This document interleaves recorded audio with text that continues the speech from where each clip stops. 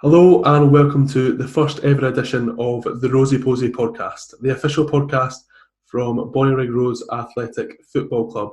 My name is Sean McGill and I'm part of the media team here at the club.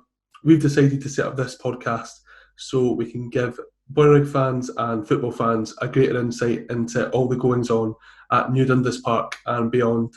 We've all had to endure hard times over the past few months, but there's been great stories of humanity over lockdown as well. So we decided the best way to start this podcast would be to highlight the outstanding work done by our community club over the period and over the past few years as well. So I'm delighted to be joined by Jim Wilson and Trish Sime from Bonnyrigg Rose FC, our community club.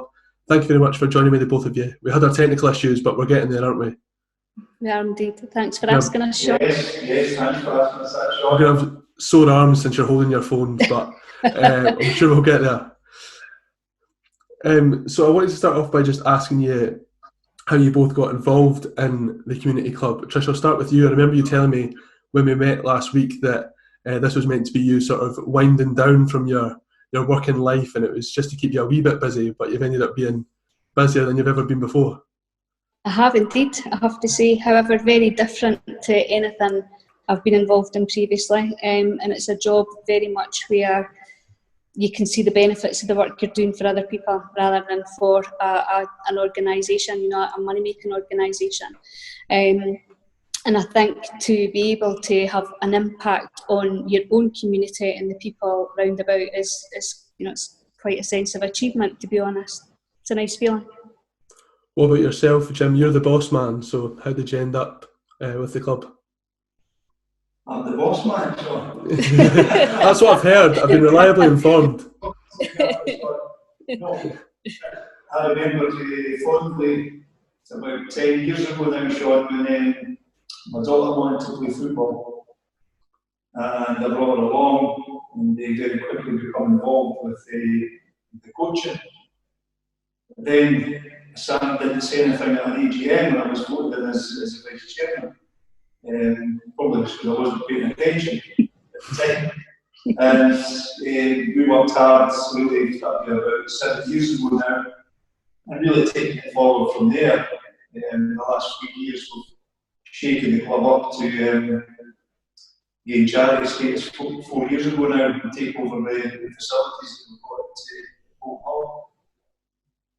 That's brilliant. I mean, it would be easy for a lot of sort of clubs like yourself over the pandemic period just to sort of say we'll be back as soon as we can, but that definitely wasn't the attitude taken by the club over that time. Trish, do you want to explain just sort of the work the club were doing over a really difficult period?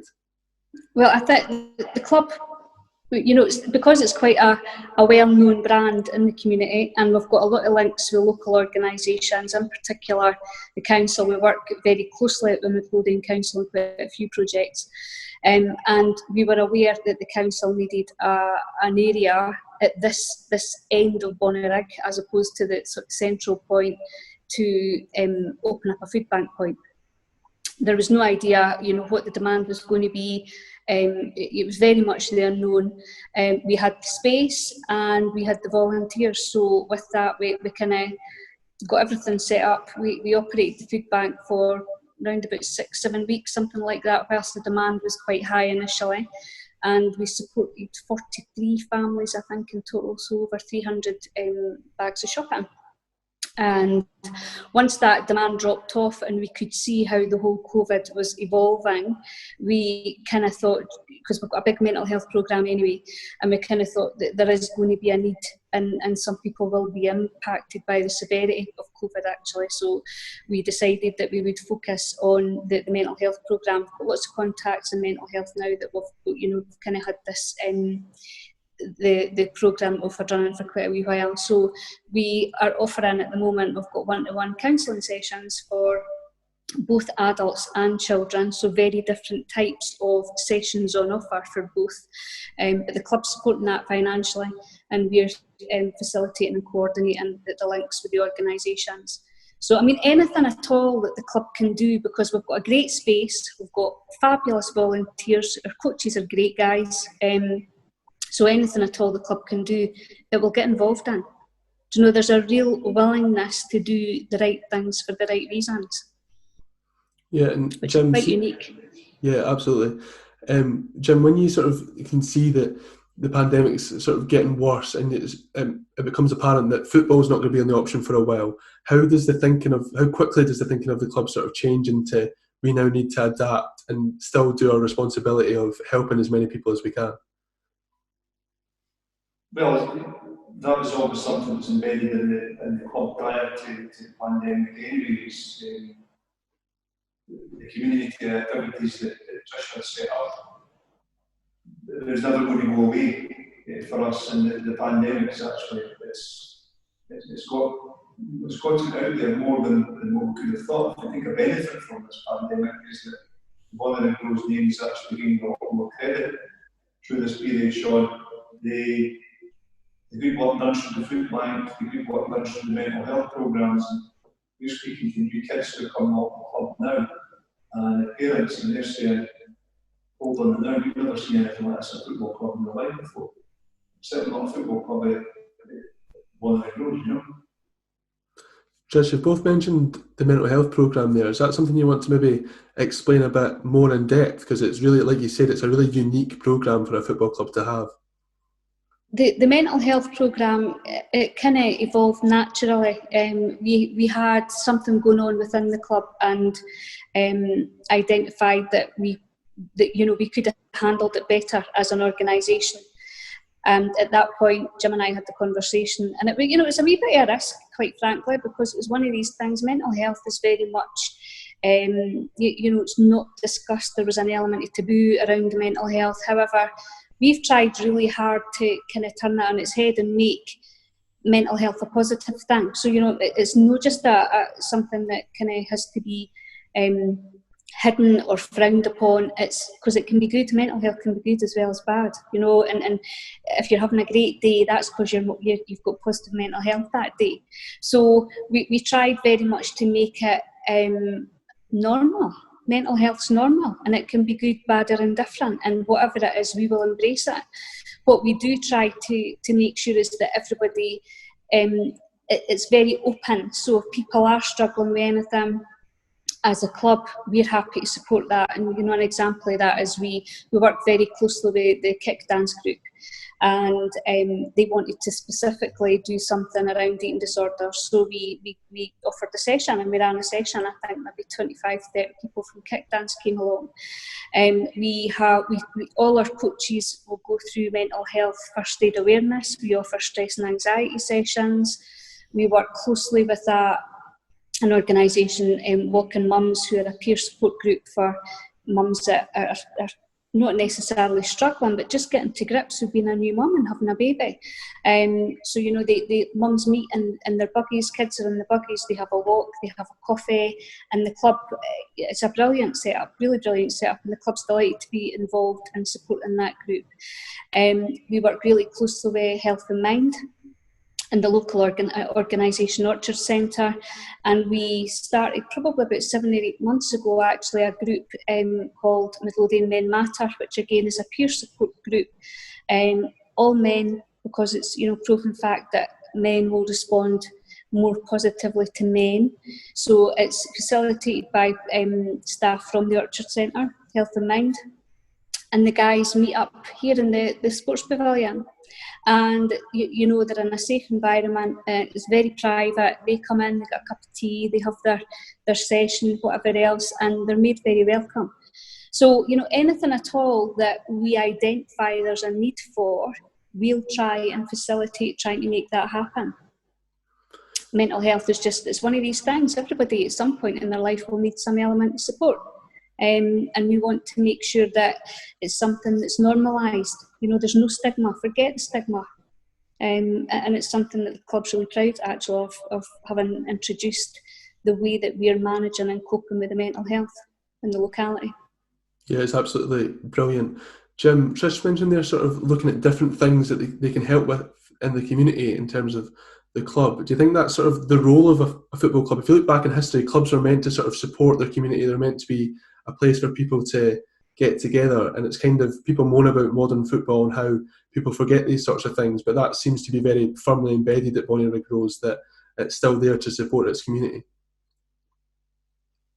Absolutely, Sean. And if we cast our minds back years ago, and I'm old enough to remember the mines, for example, when the communities were very close to us, so the families all worked in mines, a mining area, Bonnyrigg, and the surrounding areas. These are all gone now, and part of that community stuff was lost. The football clubs are in a very good position. We've got a captive audience, we've got a huge audience at the community club. There's 500 kids come through the gate every week. So if we take on grandparents and parents into that group, all of a sudden it could be 1,500, 2,000 people as a captive audience we can reach out to and offer these services to. I think as Trish touched on, it's sometimes easier for individuals to come and speak to the football clubs. Certainly, I would say with the kids in terms of mental health, they think about the football club and they can speak openly and get help, as opposed to being through the normal route, through schools, etc., that maybe they don't do so well, you know. Yeah, Trish, there's also an annual tournament for suicide prevention. How has that gone over the years, and have you seen the sort of support for that grow? The suicide prevention tournament, it was our first year last year, actually. We've missed this year, obviously, given the COVID situation. However, we'll pick it up. And it was a great day, absolutely great day. We had a team from the SFA came and joined. We had Golden Grey. We had a team from the big team, Bonnyrigg Rose Athletic. We had, oh gosh, Jim, who else came along that day? Can you remember all the different teams? Street soccer came along. Street soccer, women's team. Yeah, ladies team. So it was a great day, and we had our guest speaker was Tiny Changes charity.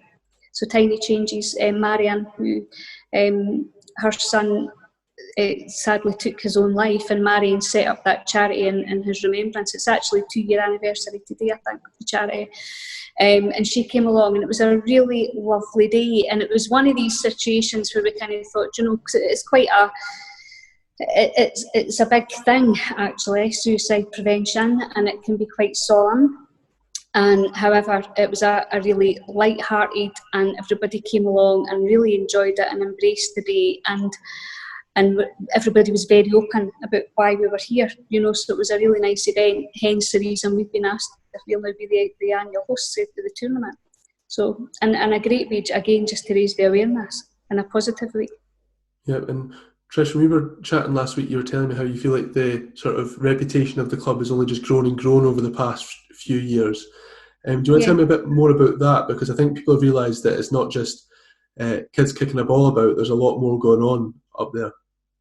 But do you know, it has, without question, out to the point where we now have organisations come to us for whether it's a bit of help or support or guidance. We've got quite a lot of organisations that will now come to us. Now, that would never have happened before, particularly for mental health. Anything mental health related in the locality, and guaranteed we will most likely either be involved or consulted as part of the process along the way. But there's a lot of organisations that we work very closely with, and it's now there's a partnership. Do you know, it's not a case of the football clubs isolated. It was one. Do you know, I got an invitation through the post. It was a wee while ago now, and sadly the event's not taking place again because of COVID. But from the local church, they were having their bicentenary celebration, and the football club got invited along yet because we do a lot of work with them. So things like that most likely would never have happened previous to the community programme being up and running. And I think it's great that the football club's thought on like that, you know. Great achievement. Absolutely. And Jim, the club also offers to put kids through their coaching badges and making sure they're still involved in football. And we've talked about all here that all the community stuff is still coming from a football club. So just how much do you believe that football is a sense for good in society, that it can sort of change young people's lives and really put them on the right track? Well, certainly, Sean, the club's at very early stages in terms of big facilities here. we've looking at now opportunities for kids coming in, for example, and carrying out work experience. You mentioned there the coaching badges, that's football related. We've got a building to maintain, we've got pitches to maintain, and pitches recently just vertically, for example. These are all things that the kids can become involved in as they reach later years in schools. Coaching badges, as you say, they're always there. The kids that come out of the Reds, currently announced 2004 age group, it's open for them to get their badges and go and help in the academy. The academy takes in 50 kids every year. Currently, the COVID's obviously put an interruption to that, but we've got 25 kids in 2015 sitting there ready to come back. You know, so 5-year-old kids ready just to go with a waiting list. So there is a full circle. Hopefully these kids, 5-year-olds now, 10, 11 years time, they'll be coming back saying, I need my coaching badges, going to be a referee. It's all there, the opportunities are all there for them. They go along the local school, we've got close connections now with the school. The school indeed are looking at using their facilities, it's open for them. The youth club on a Friday night, it's the first sort of time at school. We've got a teacher there who actually plays for the big team, Kieran McGarty, who leads up the youth club. The kids we kick about before they come in. So that's really introducing the football club to kids who may not sadly have got that opportunity just due to the way the life's been led, you know. And Trish, there's also your social inclusion project to make sure that anyone can get involved with the club. Do you want to tell us more about that? Because it sort of just shows the sort of ethos of the club, really, doesn't it? Yeah, the social inclusion group, it's a monthly group, and we work in partnership again with Health and Mind, and it's exactly what it says in the tin. It's socially including everybody, and we kind of, you know, we wanted to make it something that would appeal to people, something that would be a bit fun, but also they get some nice food when they came along. So it's once a month, Friday night. And we have currently 17 people that come along, and we have some people who would maybe struggle, just given their circumstances, to socially go and mix just anywhere. However, they come along, they have a nice time, we have bingo, we have entertainers, we have various different things on the go, and they come along and they have a really nice time. And that's once a month. So it's a lovely group, really nice group. Sounds fantastic. And Jim, the club's also gone further afield in terms of promoting grassroots football. There was a trip to Parliament to speak up about grassroots football. Do you want to tell us more about that? Yes, a big thing for the club, Sean, in terms of the recognition from the SFA that things that were going on at Bonnyrigg Rose was the things that the SFA preached to all clubs in the country, and we were basically was carrying that forward and taking a step forward. The big concern is the facilities are closed as local authorities can't afford to maintain the facilities, so they're looking to put them out into the community. A lot of football clubs in the area unfortunately don't have the structure that Bonnyrigg Rose does. We're able to take on the 3 pitches here, with two grass pitches and an all-weather surface here. If we didn't take these pitches on, the bottom line was that we would close the council did that week. So that was 2 years ago. We've kept these open. As I said earlier, there was 500 kids come through the gate every week. In normal times, even now, we just returned back to training, and 400 plus kids come through the doors in a COVID compliant system, and everybody's taken to it. We're probably demonstrating to everybody just that we're trying to do the right things again. We've had the SFA in, look at our systems. It's in place now in COVID, and they basically said if there was a standard, you'd be awarded the gold standard for that. So we take everything seriously and our responsibilities to the kids and all the players, parents at the club. Yeah, Trish, I wanted to talk to you about that because I don't know how many times I would have said to you last week how impressed I was with the setup when I came up to the first session back at Polton Hall last week, because it was just outstanding the amount of work that had gone in to make sure kids could come back safely. So you want to talk me through the preparations that went into that, how you got to that point? To be honest, probably Jim should pick up on this because he kind of led on getting the kids back. So I'll pass you over to Jim. Pass you over to Jim. On you go then. Well, thanks, Trish. As we know, Sean, everything was changing very quickly. As everybody watched television, things were changing quickly with COVID. There was all sorts of different guidances as appearing every single day. One thing that wasn't changing was to go and play football. However, we knew that at one stage we would get back. All the experience in the construction industry, I used that to actually get us to a stage where we would introduce a phased return to football. In the same way as industry is going to return in phase B. We took part in 4 SFA forums and represented the South East region at national level to basically put forward how we thought that football should return. These forums were basically the formula that the SFA used to take back to Sports Scotland. They had to go to Sports Scotland to demonstrate that football was fit to return and could be COVID compliant, if you like. So we started off the night of producing inductions for our coaches. So it was a complete induction done for the coach, where he had to plan, prepare, we were going through all the basic stuff that we normally expect to do. And then we took them through all the different stages that they were going to have to approach when they arrived at the club. So they arrive, for example, now the guys are getting temperature taken. It's all signposted, so there's no reason for them to forget that. So down temperature taken, then they go, players are given a station to attend the night before, so they know what station they're going to be in, maximum 10 players a day on the pitch. This is all the induction. We repeated the induction to the kids as well. Not just to give parents the comfort that they can send their kids back to the football club safely. And that was the big thing. The parents had to get comfort first. And I have to say that the kids, I think we went to start on Monday night, very early, it's quite rightly so, the first night in.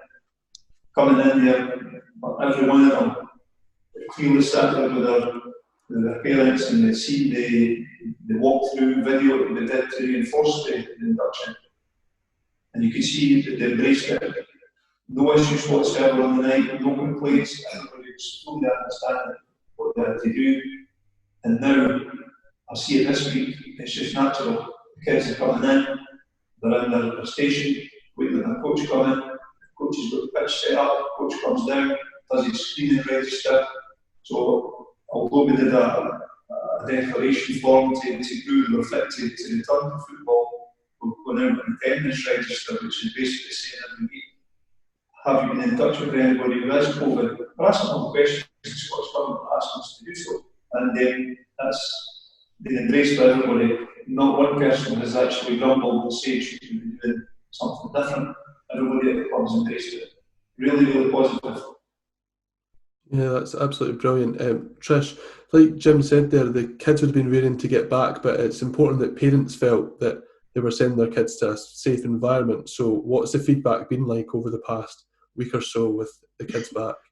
The feedback's been great. I think, parents have taken the time to actually send messages to say, my God, really impressed, and it was brilliant, and the kids were delighted, and great to see the effort that the club's gone to. And we've had a lot of feedback, Jim, haven't we? Parents getting in touch. We have. I think the biggest problem, we face short is the complacency to keep it in, and just to keep everyone on their toes going forward. And it's human nature, really. We see it in the streets. We just need to try and stop complacency from keeping in, keep up the standards. The government guidance says 2 metres, the coaches must remain from the kids. That's what it should be. And if it's 2 metres, the older kids have to keep away from outside the pitch. That's what it is. And I have to say, the kids are embracing it right from the young age youths. We've had under 9 girls in the last night, 5, 6-year-old girls. absolutely no issues right through to the 16-year-old boys who potentially have issues with, because they're something like no better just at that time of life, probably going a bit crazy, in school, exam pressure, all that kind of stuff, and everyone is safe and embraced it over. Yeah, it's like I said, I was just so impressed last week. I said in my intro that it's an award-winning community club, and Trish, that's obviously not the reason that anyone would get involved in something like that. You clearly all care about contributing to the community, but it must feel really nice to be recognised for the work that you do. It's fabulous for the club to be recognised at that level, to be honest. And we were kind of gobsmacked, Jim, weren't we? To be fair. No, it's like you say, Trish, it's not something we say do. The club shop, the purpose of the club is really just to give the kids the very best we possibly can. And if that means it's from mental health out with the football, right through the football, then that's what we aim to do. If we recognise nationally, which was absolutely fantastic to get that award, and all of a sudden opens doors elsewhere, as Trish said, we've now got clubs in the country coming to us asking for guidance. How did you manage to do the asset transfer? How did you manage to do mental health? How did you set things up? How did you manage? We were talking 4 years ago now, club had no employees, it was just a volunteer organisation. Now we've got, say, 2 full-time employees and 2 part-time employees. It's a big organisation going on now. Yeah, just so impressive, as I've said. I'm sure a lot of people watching this or listening to this will be missing their football themselves. So I'm keen to focus on the football side of it. Trish admitted to me last week that she's not much of a football fan herself. But Jim, I was wondering, obviously the priority of the club is to sort of give the kids a safe environment and to produce good people first and foremost. But how do you at the community club sort of make sure they get the best football and education as well? Well, it makes from when the kids come in. We have Golden Day Soccer Academy who look after the kids who come in the initial years. As I mentioned earlier, 2015 is about to turn. They manage our academy teams for us in terms of coaching. And very positive again, the connection between the community club and what we refer to as a big team in the Nash Park. We've got Rosey, who's a partner in the business in Golden Grey, and his brother Scott, who are regular members up here, coaching young kids. We then, because we're what was known as a legacy community club, we've now been changed to a platinum community club, which is the highest quality mark that SFA can give you. We ensure all coaches that come to the club who maybe parent helpers when they start off, will put themselves in the coaching badges. They must achieve a minimum of a level 1.3, and that's part of our quality mark to the SFA. So the old the guys coming up, oh, I used to play football 10 years ago, that's been they go through an SFA pathway. So all the kids follow that pathway, coaches follow the same pathway, and it's all done and dusted. Yeah, that's brilliant. When I was chatting to people last week, they were telling me how much better the relationship has got between the community club and, as you call it, the big team, the senior team, Bonnyrigg Rose Athletic. Why was that important to you to sort of re-establish that relationship? Because that's what people were telling me. It kind of drifted apart over the years, and now it's sort of much closer than it has been. Well, it was very important, Sean, because we consider that the aspirations of the young kids at the club, if they are either, to say we talk about academy players, the aspirations for the players should be to end up playing for the big team. And if they go through the various age groups and they're not picked up by a senior team, why should they not end up at maybe the Nash Park playing for our big team? With the introduction of the under-20s team, that's given a complete pathway from what is now the 2004s. We're hoping that next year some of them may be picked up from under-20s. We know that the under-20s, 3 then were signed for the big team last year, all 59. The success of the big team in the last few years, we see the Scottish Cup success. the kids at the club going down there and watching that success can only be good for everyone. And that's something that's embraced by both organisations, that there's a pathway now. 3 players coming from the 20s who were the previous season were community club players. So they're in the 20s 1 year, following year aside from big club. You know, I mean, that's something for the kids to aspire to. We've got a 2005 team following on behind that, so there's one team, lots of players in there. Hopefully Robbie will be looking at them in 2-3 years' time. And that's what we want to try to achieve at the club. We are one big football organisation in the community. That's the way I see it. And I'm sure they see it the same way down the road. For the reasons that have to be kept separate, there's been all sorts of issues in terms of the council, of, you know, asking questions about our involvement in the professional club, us being a charity. So we have to demonstrate a lot of things in that respect. But the relationship between the two clubs there's a willingness to help each other. The amount of times that our young age groups head down there in buckets and shake the money,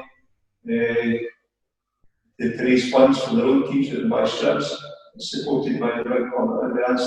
They're on the pitch at half time. We run around before side games. All this sort of stuff made that big team. It happens regularly. And it's great to see. And if these kids are going to the road and watching the big team as opposed to going to be watching the Celtic and Rangers, we're all for that. I'm keen to talk about Trish about what community projects are in the pipeline, but sticking with the football side just now, Jim, what's next for the football side of things? What plans have you got going on down there? Well, the football side, the huge plan is the renewal of the asphalt, the shooting surface that the council left us with a task to renew it. So that's been part of a 5-year plan. We're probably at year 4 of that plan now.